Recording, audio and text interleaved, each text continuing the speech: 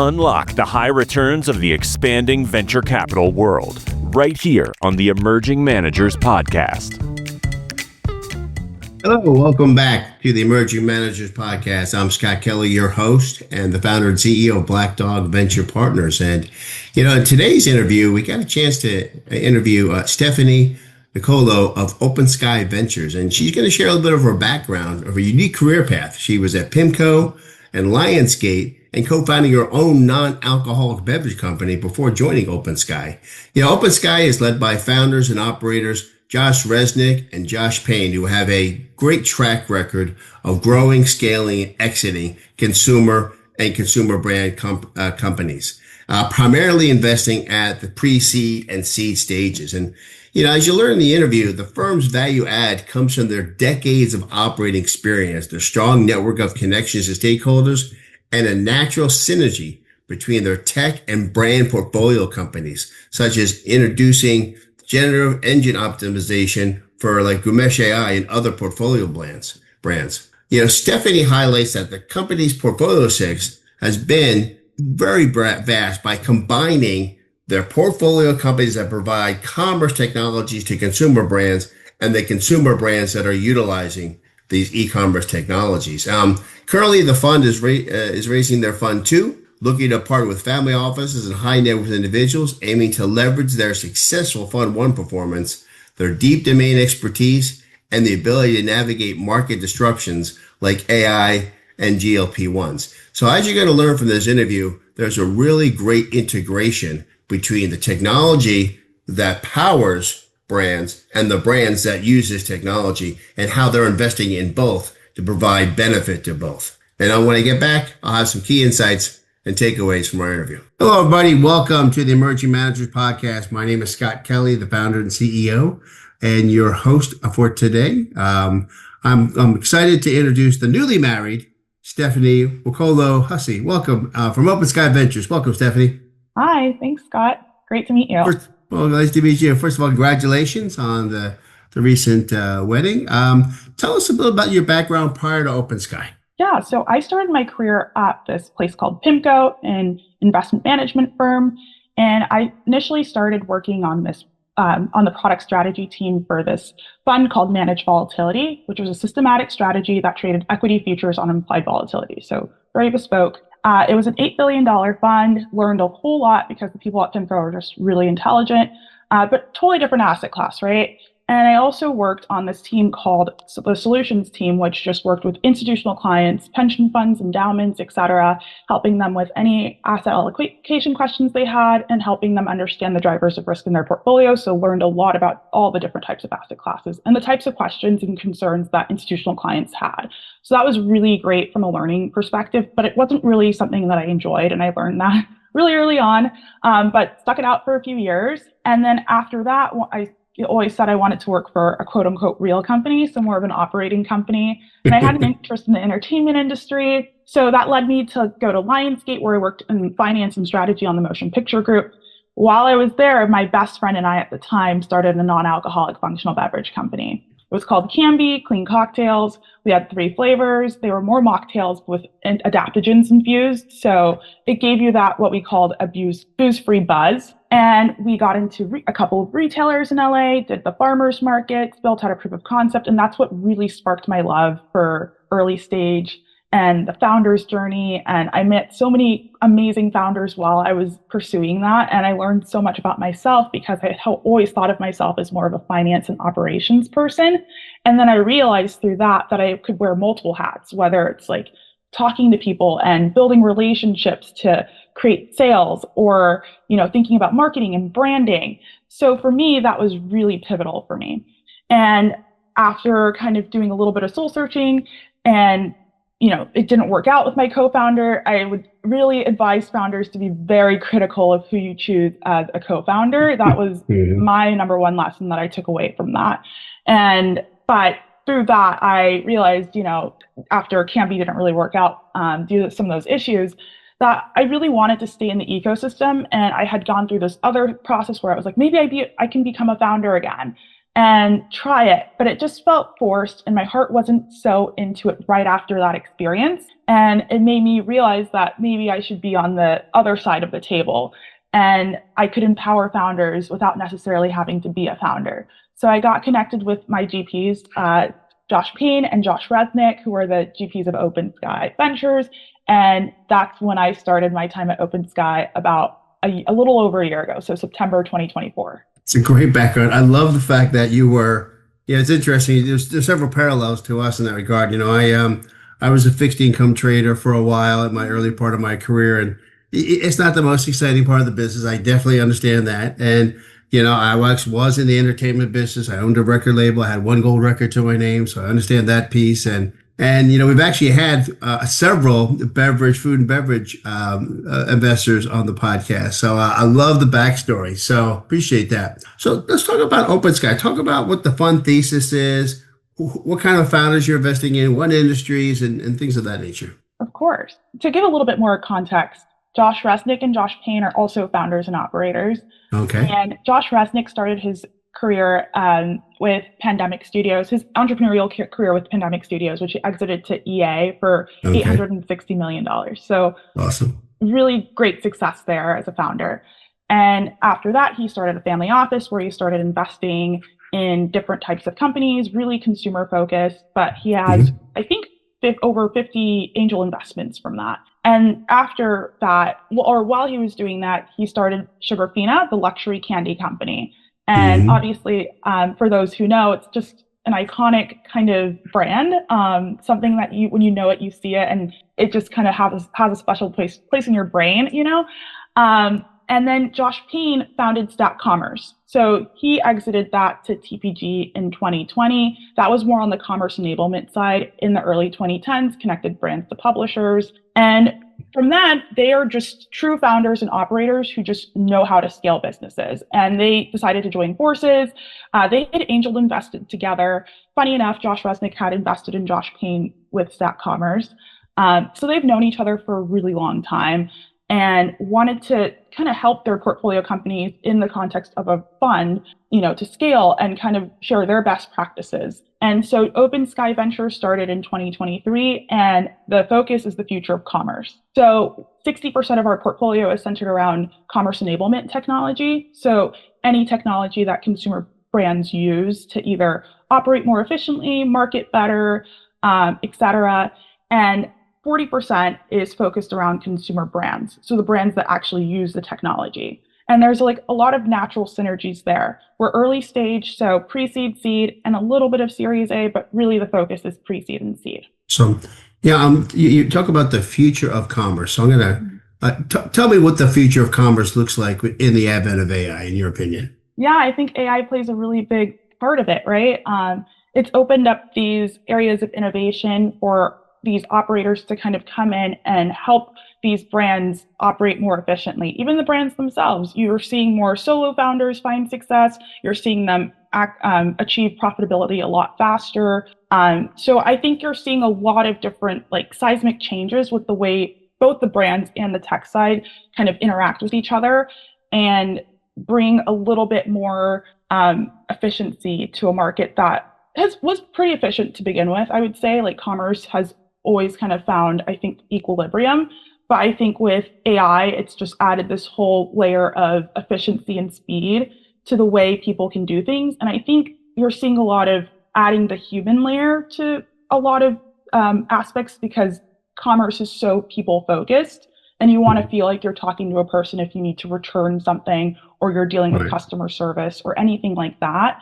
So I think a lot of these AI, agentic AI kind of tools are focused on that aspect because I think that's what really drives retention and drives, kind of that also just loyalty to the brand or whatever service you're dealing with. Fantastic. So yourself and the two GPs are obviously have a founder background. So maybe share, in addition to industries and stage, maybe give me a profile of the ideal founder that you would invest in. What are the attributes of these founders? Yeah, I think a lot of times with pre-seed seed, there isn't a lot of data to go off of.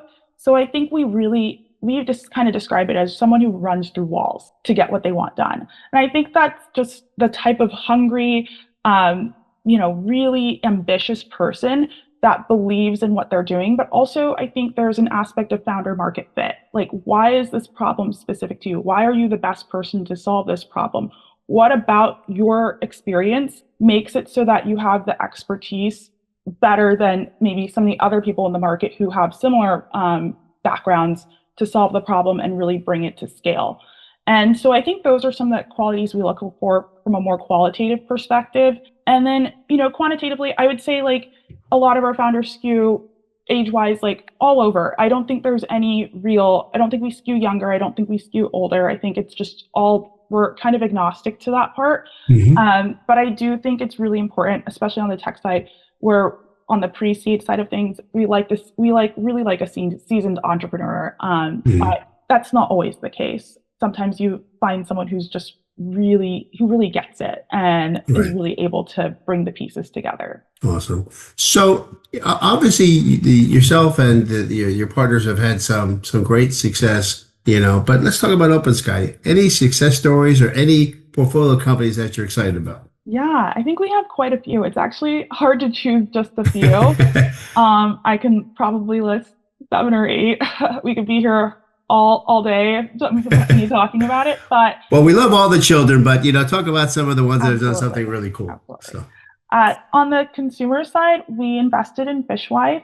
It's this tinned fish company, and the founder is just amazing. We invested in 2023, and since then she's just been able to grow the business remarkably. She's in 1,000 Krogers and lots of Targets, and growing her footprint in Costco, and so just really growing the business in a way that feels sustainable and manageable, but also impressive from a VC perspective.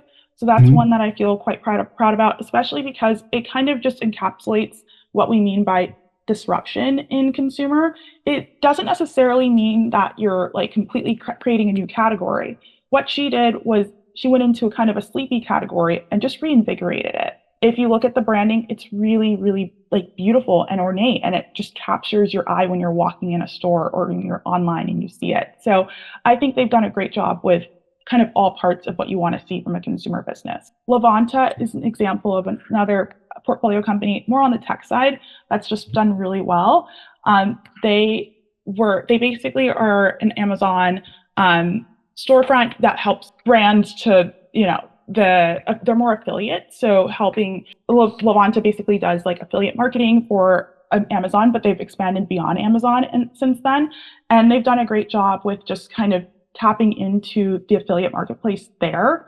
And it's just, again, another example. Those founders were repeat entrepreneurs as well. And they've done a great job of, scaling it in a way that feels very manageable, but also at the same time, reasonable. And so I think those are good examples. Sienna AI is another example on the tech side.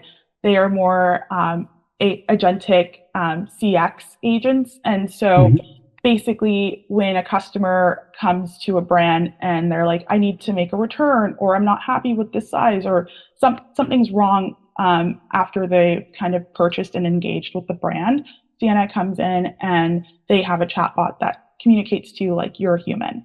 And so that's kind of highlights one of the themes that I was talking about earlier, but they've done a really great job with brand integration and like just being able to really make sure that they're addressing the problems the brands have and making humans / customers feel like they're being heard. And obviously that helps the brand by increasing retention, LTV, et cetera. So those are just a few of the brand highlights company highlights that we have. Fantastic. I appreciate that. So I want to delve a little bit into kind of the value add, because the whole genesis of creating this podcast was to cast a light on the non-monolithic, traditional venture capital firms. And what I found over the course of the last several months of this podcast is that there's some value add that comes to the table. So obviously you've got founders, that are in consumer companies, and now you have, obviously your fund is investing with, previous founders in the consumer space. So what other things can you as OpenSky bring to the table in addition to capital for these founders you invest in? Yeah, I think first off is, with decades of experience between Josh, and also myself, we have lots of connections to different, not just investors, but different people and stakeholders who can really elevate your business or help you where you really need help. And we are able to leverage that to like help these brands and tech companies really just make it easier for them to get to that next level. And I think what's really notable about that is like the network connections, whether it's an agency or anyone else that really like needs the help. I think there's also that natural synergy between our portfolio companies, right? So the tech side and the brand side. The tech side gets introduced to our brands, on day one, and our brand side gets to understand more about what they can do and enhance within their tech stack to better perform and better address what the problems that they're experiencing as they scale. I think Josh Resnick really is one of the best friend people I've met in my life. He just understands what it's like to really build a brand and make it like a generational brand. And I've seen him go in and just like completely revamp brands, refresh them, like make them completely innate sense of human attraction to a brand. He just creates that. And then Josh Payne on the marketing side and go-to-market side is just really incredible as well. So with that, I think they really address a lot of the key issues early stage founders experience as they're getting to that next level in their business, and they help them kind of get to that next level a lot smoother. And I think the connections, again, are understated in terms of how many connections that we have and are able to bring to the founders when they really need those doors open the most. I'm glad you brought that up. I was going to ask that as a question. Are the consumer portcos working with the tech portcos? And I'm glad you brought that up. Do you have any examples of one of the consumer portcos that actually is working with the tech portcos and how that's working out? Yeah, so one of our portfolio companies is called Gumshoe AI. They are generative engine optimization. So they help brands understand how they show up in LLM search. So whether it's Perplexity or ChatGPT or Google Gemini, they help brands understand, okay, if I'm a 40-year-old mom, if I'm a 15-year-old boy, if I'm a 30-year-old woman, how do I show up when I look for, for example, Nike? And how do these people show up when they look for Nike, and how do they stack up against other competitors in that space? So we invested in the spring, we introduced Gumshoe to our brand portfolio companies, and most of them were just like, please sign me up. Like, how can we show up better in like LLM search and really take advantage of the space? Because I think it's really understood that that's the way, that's the future, that's where search is heading towards. Right. And it's really important for them to stay on top of that so that they can understand how they show up. So I think there was a natural synergy there. And I could have a couple of other examples, but I think that one was just one of the biggest ones where we really hit the nail on the head with addressing those brands and what they were looking for. I appreciate that. So let's talk from the investor standpoint. So we have a lot of our listeners are LPs, family offices, high net worth people that are looking to invest in ventures. So can you share a little bit about the makeup of who the investors are in the fund now, not by name, but by category? Yeah, so Fund 1 primarily or solely high net worth individuals. We have all of them are, it's hard to raise a Fund 1 and then get institutional buy-in. But I do think we built relationships there when we were raising for Fund 1. But Fund 1, kind of like a startup, friends and family and friends of those friends and family. So right. That's how that Fund 1 is kind of composed or comprised of. And then for Fund 2, we're actually going to start raising for Fund 2 soon. And so with that, we're aiming for more family office involvement. We are hoping to get some early stage emerging manager programs from endowments as well. But really, I think the focus will be high net worth individuals and the family offices as well. But also, obviously, like I said, endowments are welcome. Sure. So for people looking at OpenSky and Fund 2, I always like to ask this kind of leading question. Why OpenSky? Why now? I think our performance in Fund 1 is just basically confirmed like what you would expect from operators, angel investors who've had successful exits and who know how to scale businesses. We have the network to like access these companies. And then we're also able to select the better ones, right? And select the ones that we feel like are able to scale appropriately. And we have that kind of intuition, and we're able to use our network to like figure out, okay, how is this do the reference checks and, customer calls, and really understand and get to the bottom of it. And then on top of that, I think we're able to like add that value. So to like actually help them get to that next level. So I think when you combine those three parts, our performance in Fund One has really shown that like we know what we're doing, and then there's a lot of synergy with what we're doing.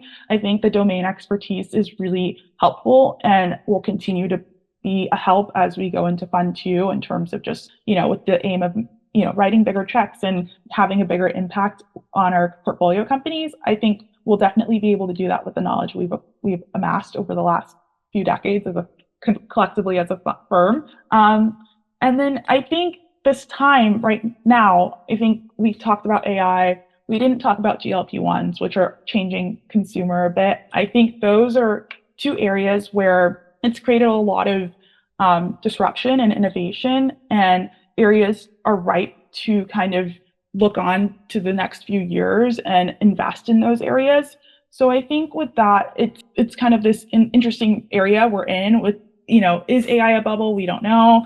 A lot of people are asking that question, but I think from the perspective of where commerce is, I think you're seeing a lot of true value being built from these companies, and they will stand the test of time. And so this is a really interesting time to be involved. And I think with the consumer bubble that kind of popped a few years ago, a lot of investors did leave the industry and from an investing standpoint. And so that left a lot of white space, and we're still taking advantage of that. We're still getting these founders it's harder for them to find capital and raise than it was a few years back. And now I think it might be, increasing a little bit in terms of the amount of capital open to them, but there's still a little bit of white space there. And I think we've done a great job of really curating it and being a place where founders feel like they can talk to other founders who've been there and understand the struggles. So I think that those are the reasons why OpenSky now, and just why OpenSky in general. Fantastic. So any final thoughts or advice you want to share to our listeners? Yeah, I think founders, this is not necessarily the easiest, time to fundraise. But I would say it's never really easy to ask people for money. So it takes a kind of a process, but I'd say OpenSky, we try to be as respectful as we can, and really, again, like sometimes during IC, we'll say, oh, when we were founders, we didn't like that, or the Joshes will bring that up. And we just try to really implement that into the way we like to work with founders. Mm-hmm. And I think we truly understand the fiduciary responsibility part of it as well from LP side. I think that's something that we don't take lightly. Every dollar we get from an LP, we really try to take it seriously. Not that we wouldn't otherwise, but I think we understand that there's an opportunity cost to every dollar that gets invested in venture, especially given the lack of BPI and kind of the headlines associated with venture with regard to that. And I think that's something that we try to be very strategic with the way we approach it. And we have a lot of different strategies with how we approach allocating the capital our LPs invest in us. So I think those are the two things. I think we're excited for Fund 2. I think Fund 1 has been doing really well, and we're just excited to see how the future of commerce continues to develop.